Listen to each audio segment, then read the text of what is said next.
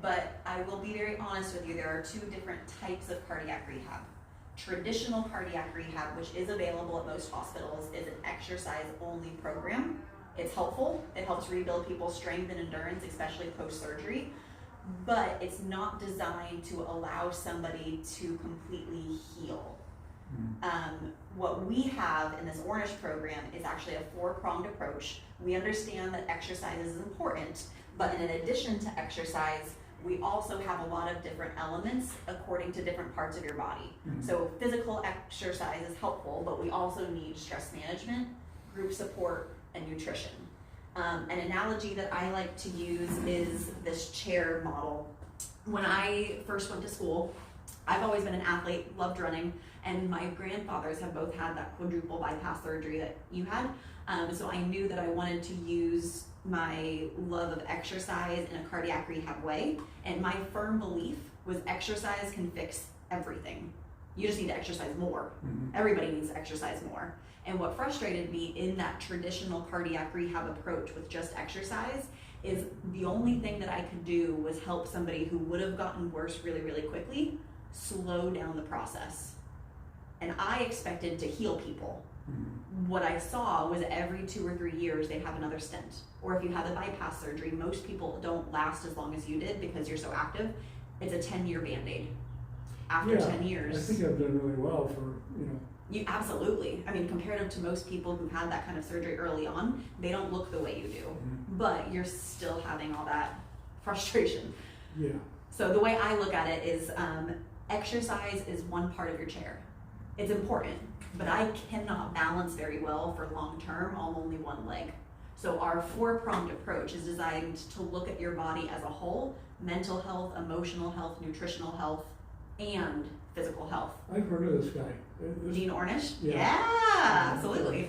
Yeah. He's got a couple of books out and stuff.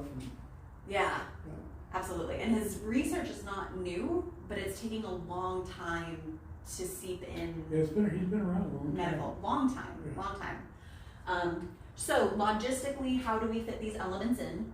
We have a total of 9 weeks to work with people. What we do is we get a team of individuals. The only thing you have in common is something wrong with your heart. Everybody in that team starts day 1 together.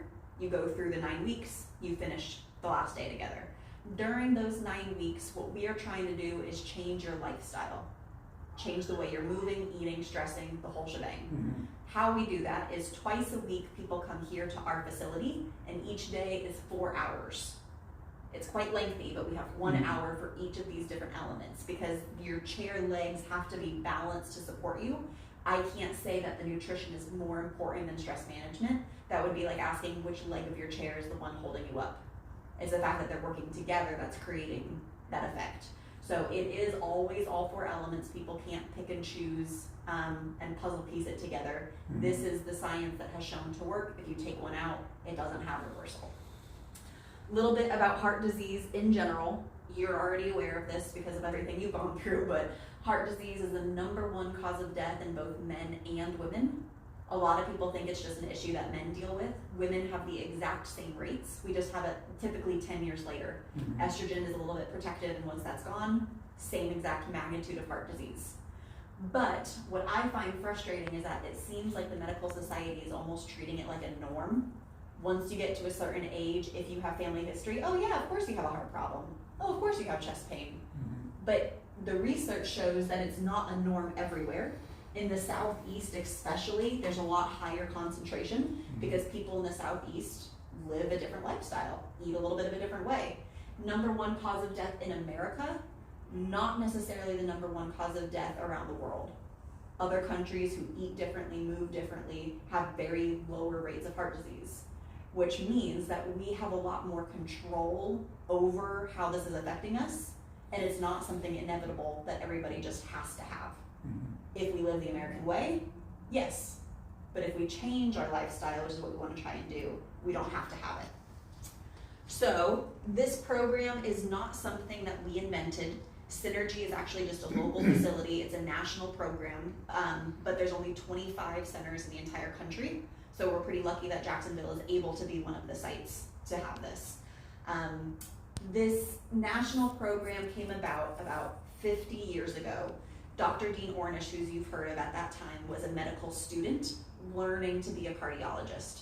So he was actually in the operating room on somebody doing the bypass procedure. So if this is your artery, this is the blockage. They were teaching him how to take an artery out of your leg or their arm, attach it to the bottom, go around the problem, attach it to the top. And at the time, this was a pretty radical surgery. It was awesome, saving a lot of people's lives. But what Dr. Ornish said is, yes, this is helping, but just like you mentioned about we're ignoring the problem, we're ignoring the problem and literally going around it. So he just wanted to know, if I wanted to attack the problem from the root of the source, what would that look like? And he didn't invent anything, he just looked into the research. Stress management made a difference, exercise, what you eat, how involved in the community. He was just the first person who got funding to put all of these elements together.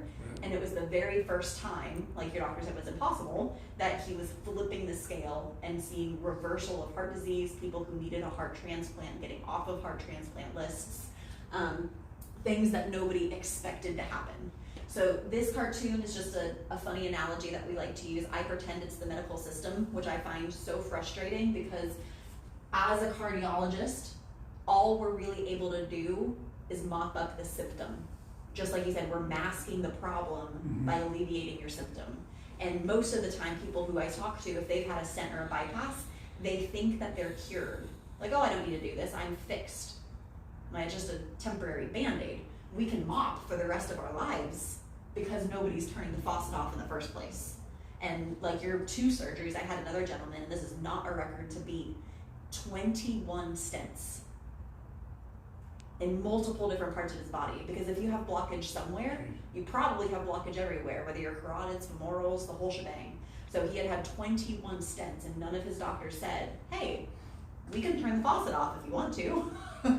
Go to Synergy and they'll kind of show you what the research has said that they'll make it work. So I mentioned before, it's not for everybody. Some people, if you want to continue mopping, your choice. What we're trying to do, I will say, is intensive. It's a lot. Some people call it crazy. I'm fine with crazy because the norm right now is having high blood pressure, diabetes, being overweight, and heart disease. I don't want to be normal. So if I seem crazy, more power to me. I love it. Now, 50 years ago, nobody expects heart disease to get better. Dr.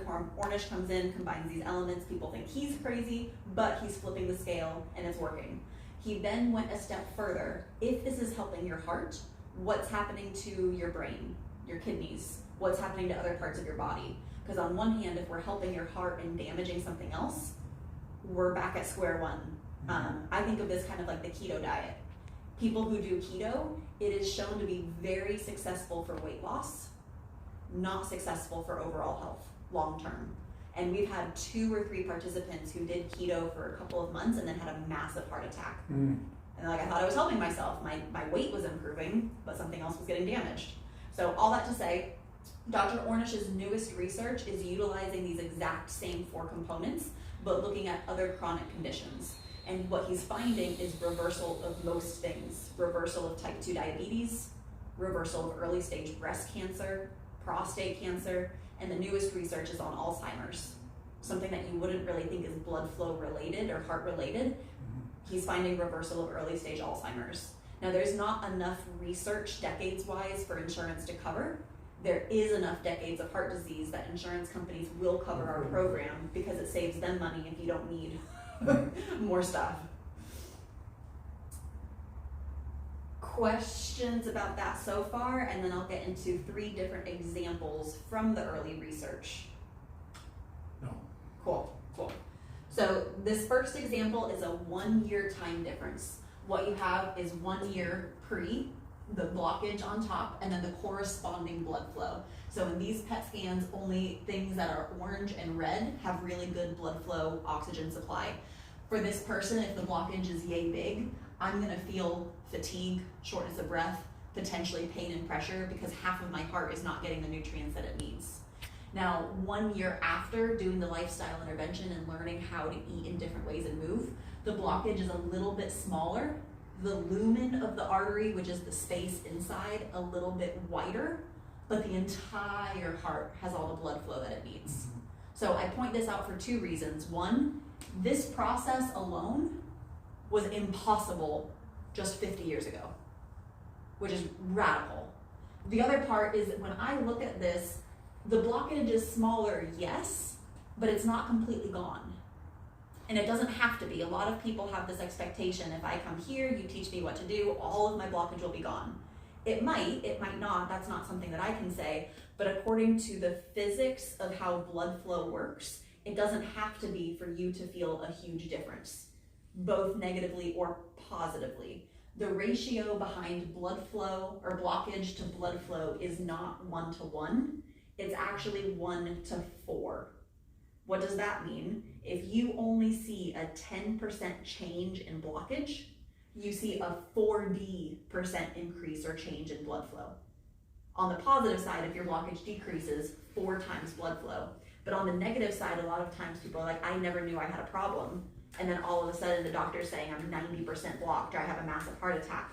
How does that happen? Well, if I only have a 10% increase in my blockage, or if that vessel spasms and gets 10% smaller, 40% decrease in blood flow, which means you feel 40% worse. Mm-hmm. 1 year is a kind of a long time span. So my next picture is actually only 5 weeks.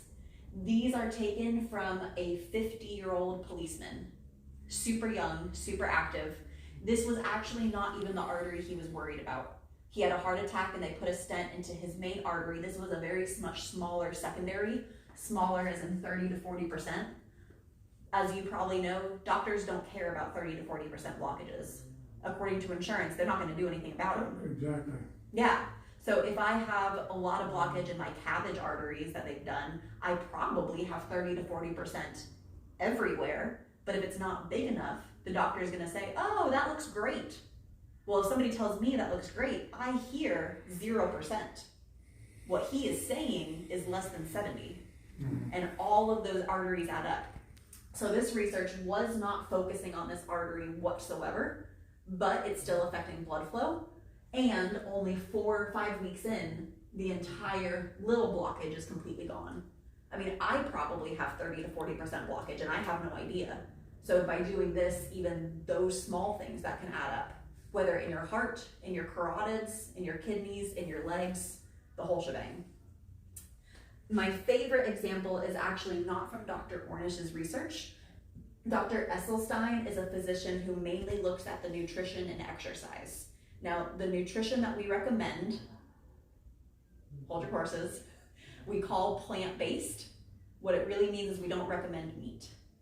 And that includes red meat, but it also includes things like pork, turkey, white meat, fish, chicken, egg yolks. Most animal proteins is not something we recommend. Mm-hmm. And I'll get into the nitty-gritty, but Dr. Esselstyn basically said if we avoid animal protein, what happens in your heart? So it's a much larger time span, about 2.5 years that this person was vegetarian. And this LAD is the main widowmaker. If that gets blocked, most people don't survive, which is why they call it the widowmaker. Scraggly little back road, smooth major highway. And we talked about those tiny arteries you're not even aware of. Look to the left and to the right. And now look to the left and to the right. So I am not a doctor, but just from what you're describing, if they did that thing and said all of the arteries look awesome, my question is then, what about the collaterals? Because all of these, if they're all blocked, that become unblocked, magnitude of blood flow change, because every 5% change is a 20% increase in blood flow, which I would probably experience a lot of that pain and pressure, whereas now it's getting nutrients from all those tiny roads that we weren't even worried about. Because even if the doctor wanted to stent them, they're way too small. You can't stent something that tiny with that many curves. Now, when they first found out this is reversing heart disease, this is undoing the plaque, increasing that collateral, how do we get those changes?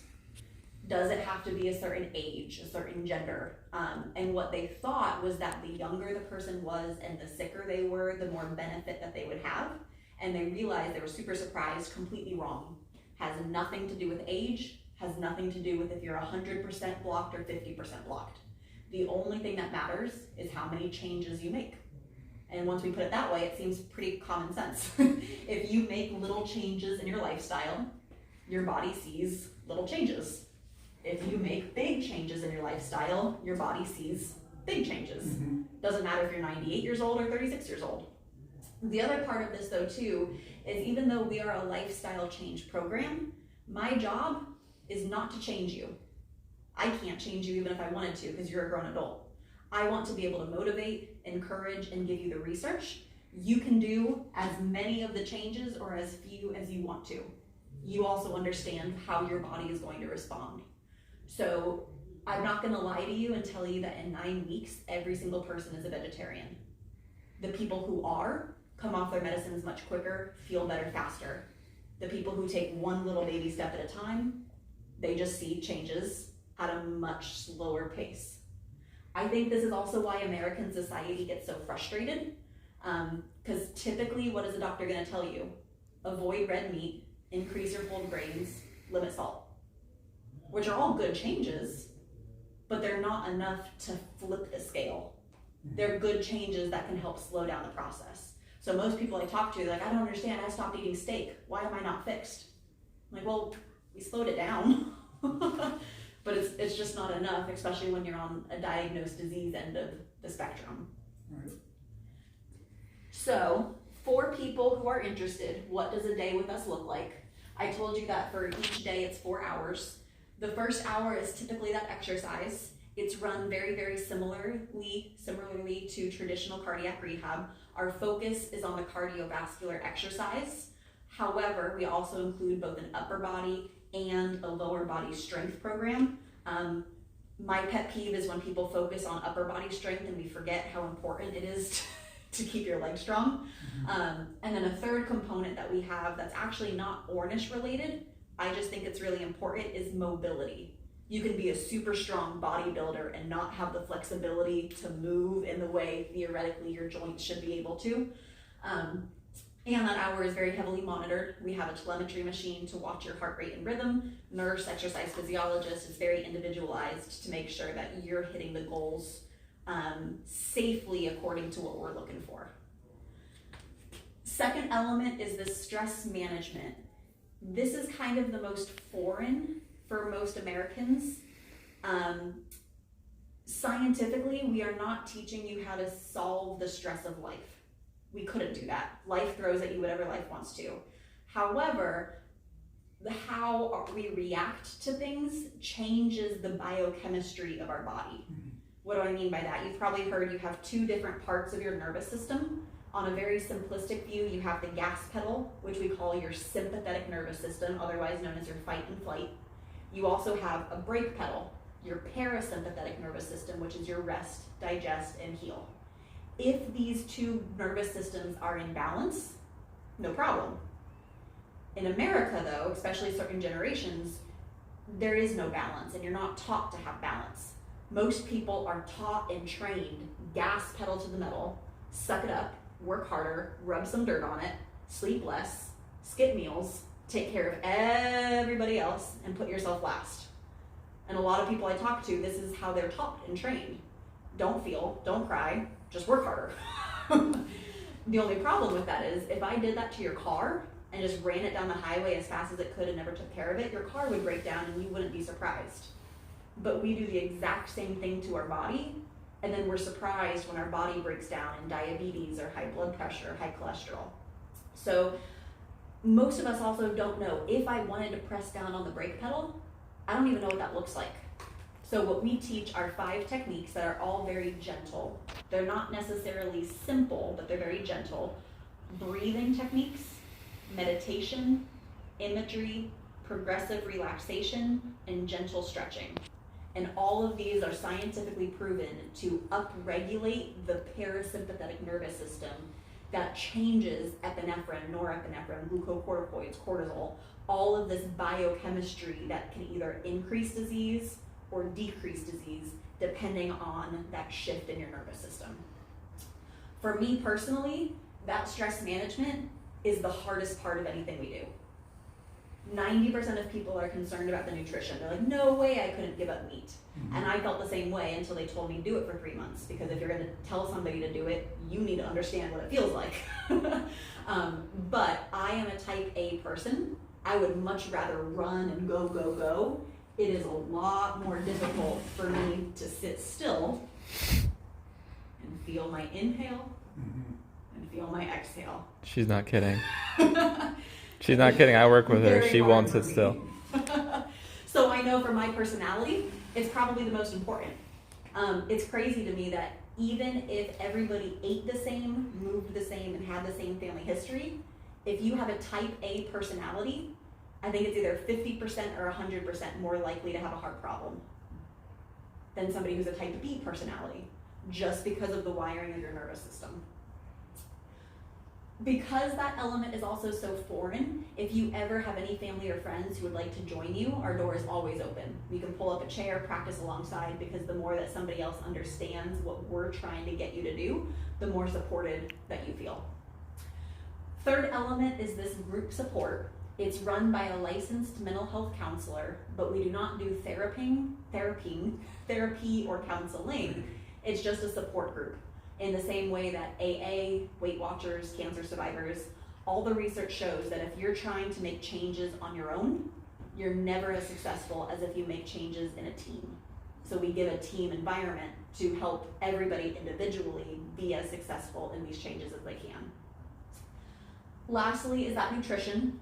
We call it a low-fat, whole food, plant-based. We do 2 different things during that hour. We have a lecture by our dietitian, and then we actually feed you. We have a different sample menu. It's not like a meal, but it's a sample meal to have you experience a lot of these new foods that most people have never had in their life. Because if I tell you to go home and eat tempeh, most people will roll their eyes at me, and they have every right to. But if I feed you tempeh, you might be 10% more likely to give it a try.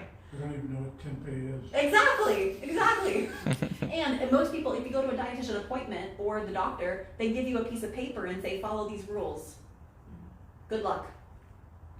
I can't do that on my own, especially if I don't know what tempeh is. So we have a lot of different categories when it comes to that teaching, which is why we spend an hour every single time on it. From the process of grocery shopping, because it doesn't start in your kitchen. You have to know what to buy and where to find it. The food prep, the cooking without oil because it's a lower fat program, how to make sure you are getting enough protein, enough vitamin B, that whole shebang is everything that goes into it, in addition to that sample menu. And again, because this nutrition, if you're not cooking, telling you how to cook is not super helpful. So if you ever have any family or friends that would like to join you, we typically will only provide enough food for the people in the team, but if we have anything left over, you're welcome to sample and experience as well. Thoughts and questions? No, I understand. Cool. Any questions? I mean, I